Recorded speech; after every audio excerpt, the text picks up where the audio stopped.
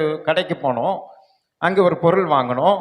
அந்த பொருள் வாங்கும்போது அந்த பொருளோடு கூட ஒரு கிளிப்பு மாதிரி போட்டு வச்சிருக்கிறாங்க. அந்த கிளிப்பை போட்டு வச்ச இடத்துல அந்த பில் போடும்போது அந்த கிளிப்பை கழட்டிச்சு. அந்த பொண்ணு அந்த கிளிப்பை கழட்டிச்சு. கழட்டினோன்னா கிளிப்பை நான் கையில் எடுத்துட்டு, இந்த கிளிப்பு இருந்துச்சுன்னா நாங்கள் இந்த பொருளை வீட்டுக்கு எடுத்துகிட்டு போக முடியாது தானேன்னு கேட்டேன். ஆமாம் சார், சிக்னல் கொடுக்கும், நீங்கள் எடுத்துகிட்டு போக முடியாதுன்னு சொல்லிச்சு. இதுதான் சுவிசேஷம் அறிவிக்கிற ஒரு வழி. இதே தாம்மா அடுத்தது ஒரு மனுஷன் வர போகிறான், உலக பூரா அவன் ஆட்சி பண்ண போகிறான்.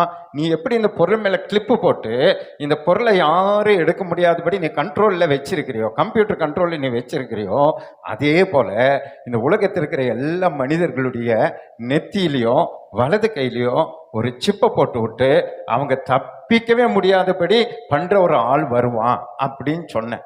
புரியுது உங்களுக்கு? அதுக்கும் நமக்கு சம்மந்தமே கிடையாது. ஆனாலும் சமயம் வாய்த்தாலும் வாய்க்காவிட்டாலும் திருவசனத்தை என்ன பண்ணுங்க, சொல்லிடணும். அது கேட்குதோ கேட்கலையோ.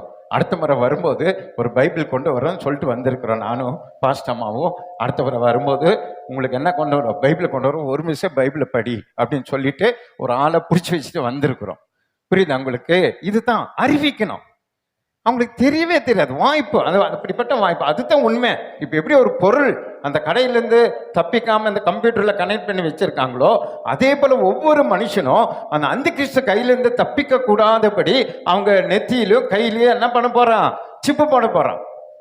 அதுக்கு ஒரு செய்தி இருக்கு. இப்போ ஒரு மனுஷனுடைய மூளைக்குள்ள வச்சு அது இப்போ சக்சஸ் ஆயிடுச்சு.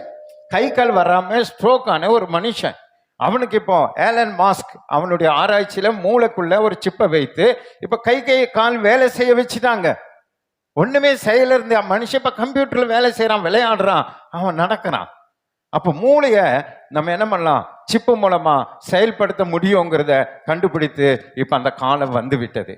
அப்படி அந்த காலம் நெருங்கி நெருங்கி வரும்போது நாம் ஒரு ஆத்மா ஆதாயப்படுத்துகிற காரியத்துல அமைதியா நாம் இருப்போம்னா எவன் கெடுக்கட்டா நமக்கு என்ன, நம்ம வேலையை நம்ம பார்ப்போம்னு நீங்க காலத்தை நேரத்து வீணடித்து கொண்டிருந்தீங்கன்னா அநேக ஆத்மாக்களை நரகத்துக்கு போய் கொண்டிருக்கிறாங்க என்பதை நீங்க மறந்து விடக்கூடாது.